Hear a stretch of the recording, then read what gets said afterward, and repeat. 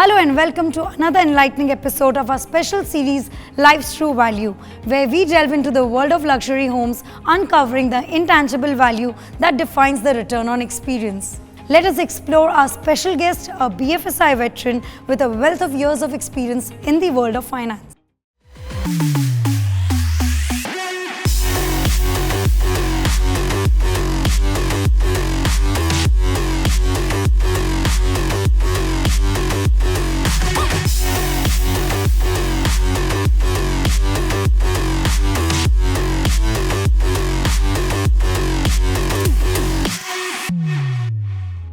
Return on experience has become a critical consideration for the top executives. So it is fair to assume that they approach major investments like buying a luxury home with a detailed evaluation of its potential ROX.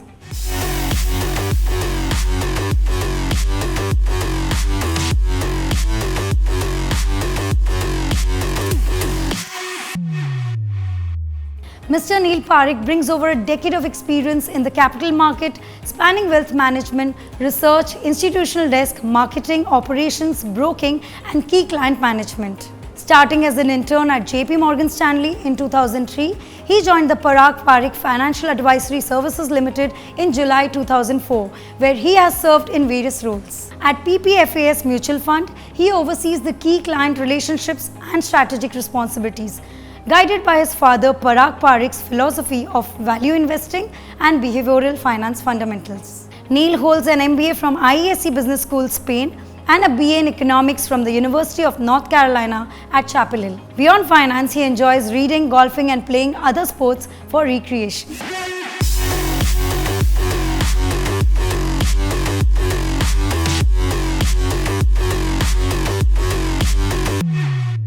What are the deeper reasons for seasoned professionals to buy luxury homes? To understand that, please welcome the highlight of today's episode, our special guest, Mr. Neil Parag Parikh, who is the Chairman and Chief Executive Officer of PPFAS Mutual Fund.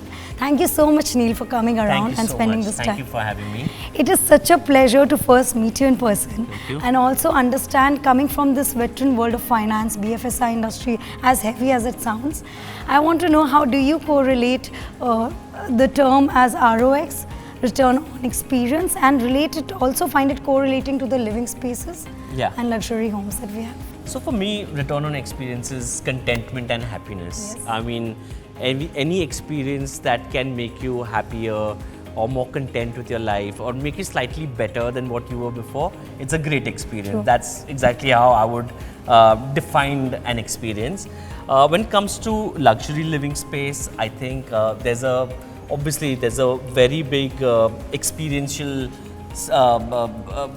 value to it, you know. Yes. I mean, today, I think everything has become experiential. I mean, people want experiential travel. They want to jump out of an airplane. Yes. They want to do all these things, right? And it's all about experiences, how much you can go. And that's the same thing with luxury, right? I mean, and we've seen this behavioral change since COVID. I think what happened in COVID was, and I'll just take an example of children, because I have two little children. What happened was that when you don't live in a big luxury place where there's a community, Yes. your child is alone. They don't have too many activities to do. And during that period, when you are also working and you're busy, it's upon you to make sure that your child is well taken care of, and they have activities to do, and they are well taken, you know. On the other side, I knew people who were living in a luxury buildings. What happened with them was their kids always had something or the other to do. True. There were other kids, so they didn't forget how to socialize. The social skills were in place. Also, the fact that they had so many classes for the kids, and they were never getting bored, you know. And the parents had enough time to work and concentrate on that. So you could draw a balance between how you handle the kids. Absolutely. And stay together in a community and experience luxury. Absolutely, and you can't get better than that, right? Have luxury and have your community and of like-minded people, Yes. right? I mean, you also want to network, I think, when you're in a luxury place, with people like-minded with you, and network with them, you know, and that can open other opportunities for yourself too. If today you are picking up a luxury space, as you mentioned, community really matters to you. Any other aspect that definitely matters in picking your choice of luxury house? Yeah, so for me, I would want a luxury space with not too many people, you know. Okay. So I would want it not very big, but somewhere smallish, you know. But obviously amenities obviously matter, and how those amenities are obviously would be important too. Now that we know how you look at luxurious property, let me take you around this luxurious property and talk more about your life and business. Let's.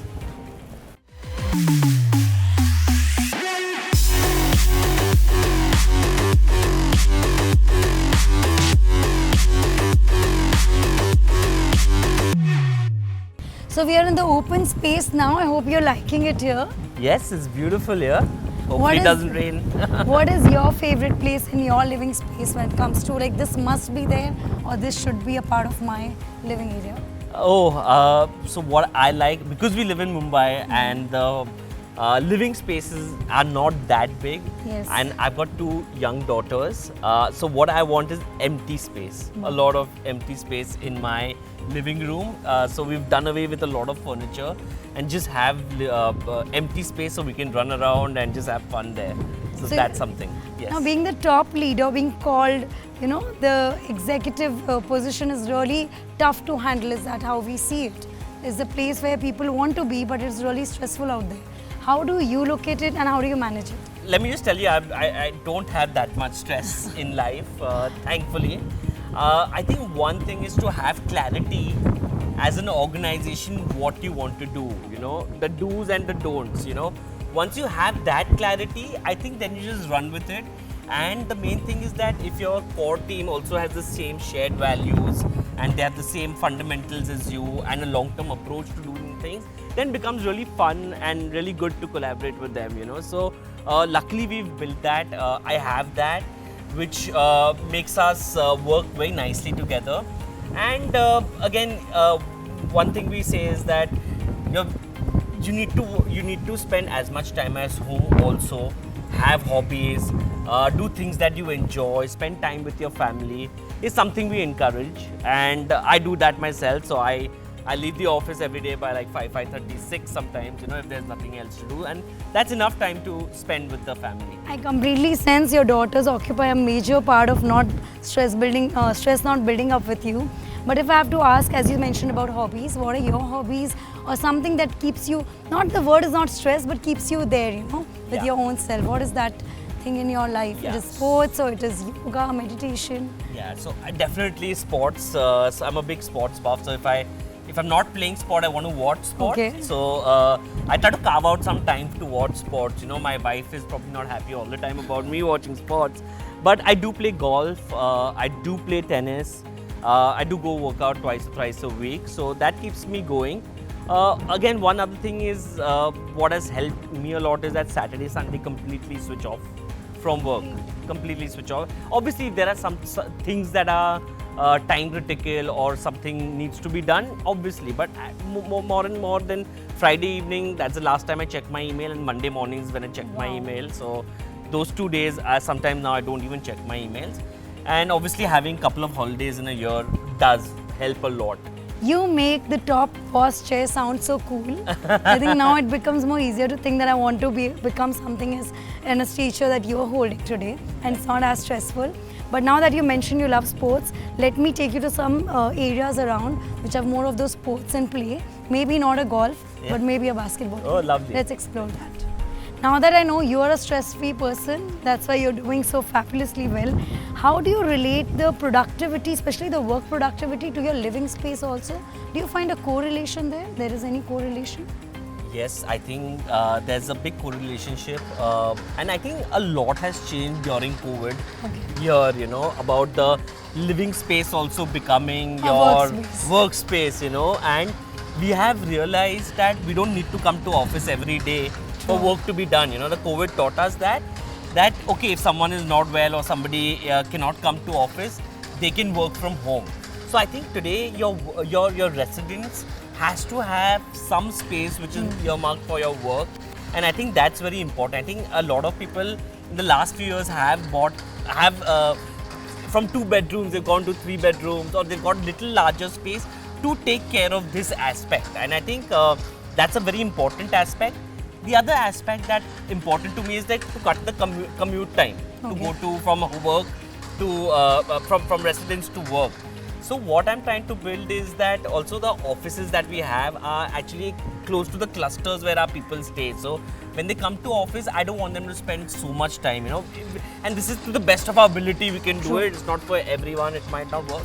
But I think two things. One is the residence becoming bit of the home, of the workspace, and commute time can be, if I can solve for that, I think that will improve productivity and experience of the employee anyway. But do you experience, like, if your living space is good, your work productivity amplifies because you've had a great time at home and the whole feeling has kind of made you feel more productive? Yes. Having a good home life, spending time with your family and doing things that you enjoy actually make you come with a smile on your face the next day, right, to work.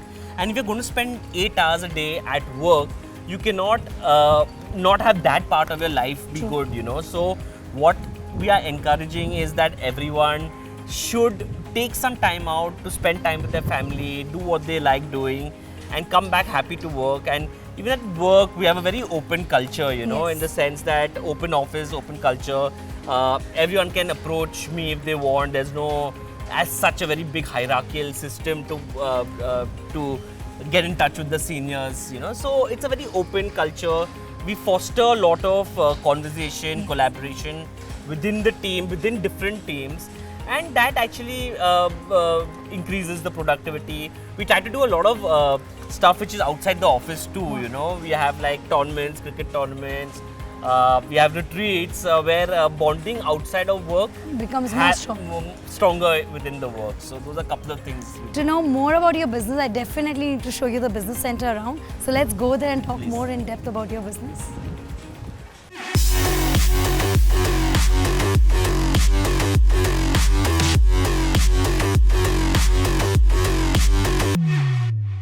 So Mr. Parikh, now we are at the business center and definitely I need to ask you something about your business. I want to know from you that we have tried to understand what ROX mean, what are the factors that impact them, how does it closely relate to the BFSI sector, and do you at all believe it has some relation anymore to the space? I think it has a lot of relationship with the ROX, the experience of the client. I think what we are doing in the BFSI sector, or even in our sector, which is the asset management space, is dealing with people's money. When you deal with people's money, it's all about trust. You are the trustee of their money, So two things happen. One is that these people need to be communicated very transparently.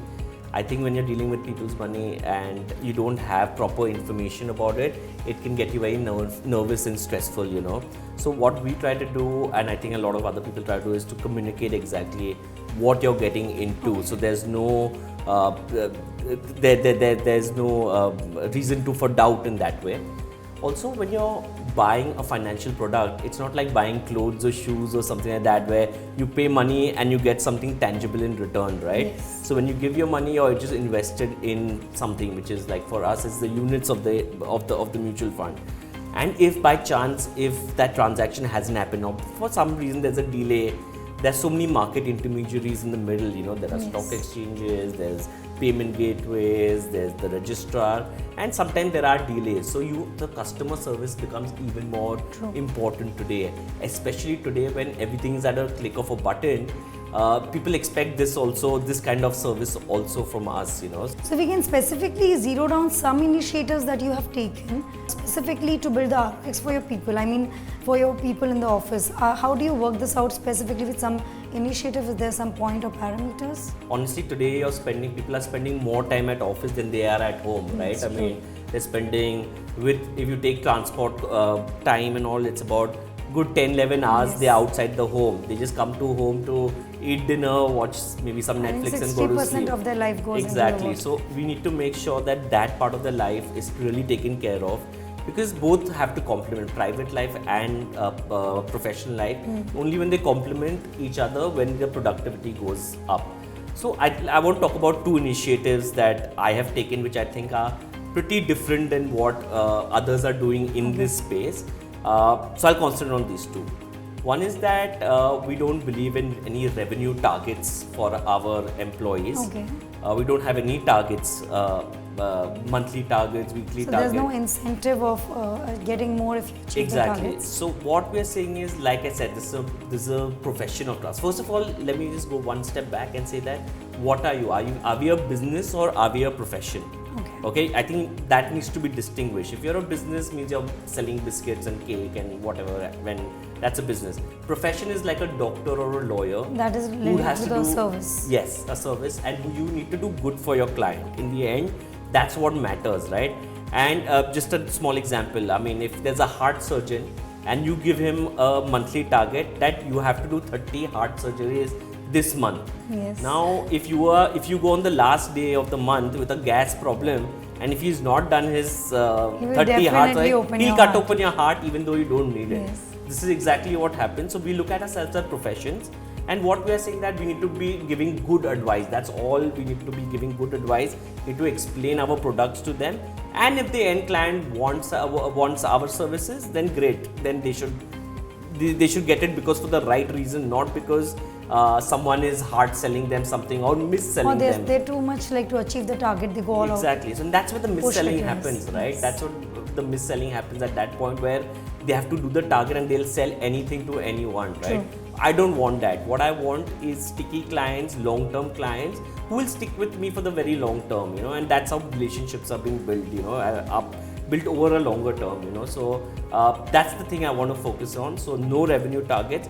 What we do focus on is like how fast a customer query has been solved, Okay. or how many people have you met. That's kind of what we want. We just want to spread the word, and there's no sales pressure as such. I think that has helped our organization stay with very, very, very low retention rates. Yes. So people really like this. Second thing that I've done that no one, I believe, is doing it is that I give the same distribution commission to all my intermediaries. So But that is very rare. It is not. yeah, it's no, not. I'm not heard about it. I don't think anyone else is doing it. And so the biggest bank or the smallest mutual fund distributors get the same commission.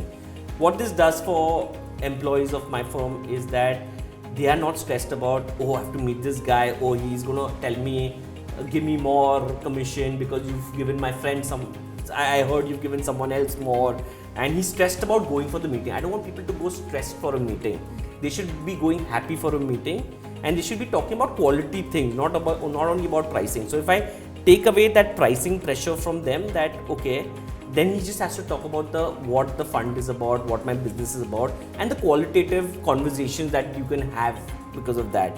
Otherwise, I've seen that if you're in a 1 hour meeting with a distributor, then 45 minutes can just go in negotiating what pricing is there, and in the end, either he or you are not probably going to be very happy here. Which you think is not the most important aspect of cracking a deal. The pricing should not be the major aspect, but the quality and what you want. Yeah, and you should be willing to lose some business because of that, because not everyone is going to be happy about what I am doing. If someone thinks that they deserve more because they're getting more business, then they probably will not be happy. So it's not a universal approach, but it's something that I think it's right to do by employees. Also, it's something that takes away from all the other stuff, and you can concentrate on what is really important, what are the quality aspects of discussion there. I think you've very clearly told us how important ROX has become for your industry, and especially how clearly and practically you've identified the ways to approach it.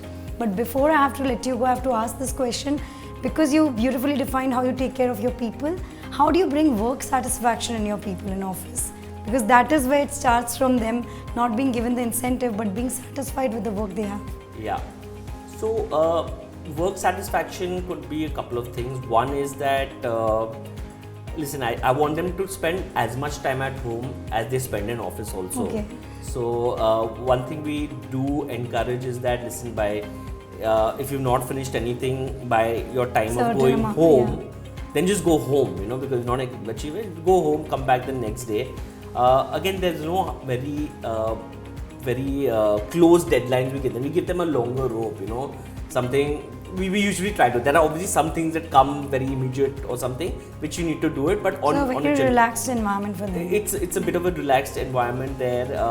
Again, we do have our cricket matches and internal TGIFs and all those things, annual retreat for everyone. So try to get the team as much closer by doing things outside of work also, not only within the confines of the work. So I think that work-life balance needs to be there. And that brings that satisfaction in them? I would think so. I think that brings some satisfaction. I think what also actually one more thing I want to say is that what not having targets does is that it doesn't have too much internal tensions, internal policies, internal politics, internal it's not a very healthy competition then, When you don't have that, it's a healthy competition, I feel, and everyone works as a team. Each team is helping the other team because they know that as the organization goes up, we all will go up. So it's a very, so I think that what that does is a very collaborative kind of culture it brings into it, I think that has. It is no competition with each other, but competing with the industry and making it better for. It's actual teamwork. I think what I see is actual teamwork. It's not like, oh, if I help you, then your sales will go up, mine will go down. No, it's like, okay, you do well, we all will do well, So that's kind of the culture we've tried to build. And it is a teamwork, Yesterday we won the World Cup. It's a team effort, right? I mean, it's not only one person. True. So that's kind of where we are coming from. Is like it's a team. As the organization does well, everyone will do well. So I think, Mr. Parikh, you've just cracked the term ROX very well. You've kind of figured out how this can be used in the best way for your company and the industry as a whole. It is real pleasure to know this from you, and thank you so much for giving me time today for this episode and giving us that insight into how to understand ROX and how to encourage your employees to do better with no competition. Thank you so much. Thank you for having me here. As we draw curtains to this episode, let me express my heartfelt gratitude to Mr. Parag Parikh. His wisdom, experience and insights have enriched our conversation and given it a depth and unique perspective, making this conversation truly insightful and valuable. This is Anku Goel signing off from 25 South, one of India's most luxurious residential places and an oasis of elegance and opulence. We'll come back soon with another interesting episode. Till then, stay positive and stay productive.